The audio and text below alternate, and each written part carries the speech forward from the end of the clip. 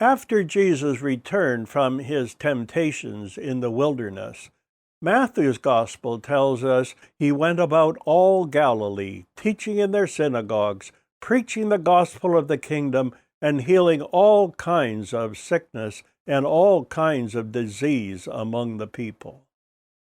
Then his fame went throughout all Syria, and they brought to him all sick people who were afflicted with various diseases and torments, and those who were demon-possessed, epileptics, and parasitics, and he healed them. Great multitudes followed him from Galilee and from the Decapolis, Jerusalem, Judea, and beyond the Jordan. And then, in the midst of this tidal wave of popularity, Luke's Gospel tells us Jesus went back to Nazareth, where he had been brought up. Yes, this was his first return visit to his hometown, but unfortunately it ended in violence. In fact, they tried to throw him over a cliff. Now, you would think that would be the end of it, but sometime later he returned. Yes, Jesus was willing to give them another opportunity to accept him.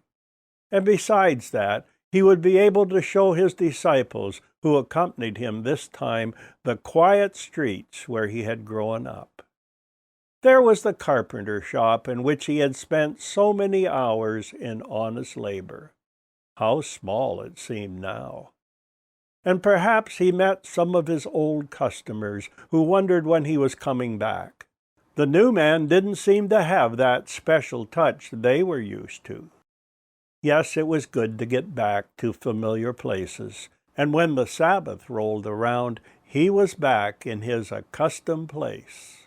And Matthew chapter 13, 54 to 58 tells us he taught them in their synagogue, so that they were astonished and said, "Where did this man get this wisdom and these mighty works?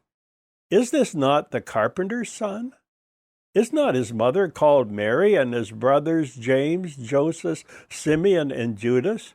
And his sisters, are they not all with us? Where then did this man get all these things?" So they were offended at him. But Jesus said to them, "A prophet is not without honor except in his own country and in his own house." Now he did not do many mighty works there because of their unbelief. Certainly, for the multitude that recognized him as a mighty prophet, such preaching would have been entirely in order. But in Nazareth, where he was only recognized as a carpenter, this same preaching was not appropriate. Where then did this man get all these things?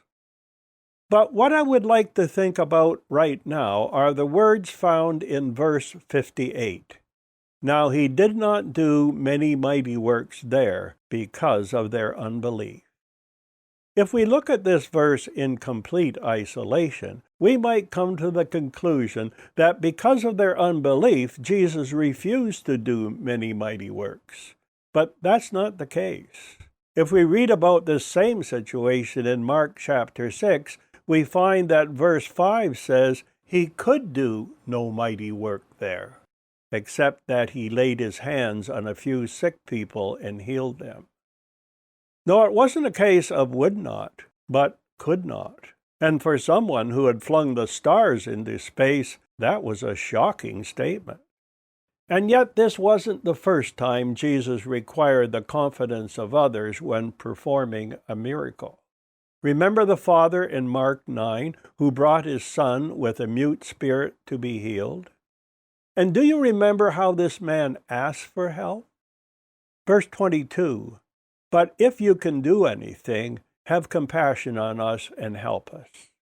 To be quite fair, he had already asked the disciples to help him, and they had failed.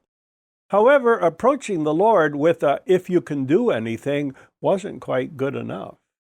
And that's why Jesus said, "If you can believe, all things are possible to him who believes." No, it wasn't a case of if Jesus could do anything. It was a case of if you can believe. And then there were the two blind men in Matthew chapter 9 who wanted to be healed. Verse 28, and Jesus said to them, do you believe I am able to do this? They said to him, yes, Lord. Then he touched their eyes, saying, according to your faith, let it be to you. So what about us? Of course, we don't have the problem that the people in Nazareth had. We know Jesus is an equal member of the Godhead with unlimited power. But could it ever be said of us, he did not do many mighty works there because of their unbelief? Certainly the pathway of obedience that God has laid out before us cannot always be accomplished by our own abilities, or even the abilities of a carpenter. So let it never be said of us, he could do no mighty work there. We need to remember the advice Jesus gave to the ruler of the synagogue when he was told his daughter had died before they could get there. That's when Jesus said, do not be afraid, only believe. Fear not, little flock. From the cross to the throne, from death into life he went for his own.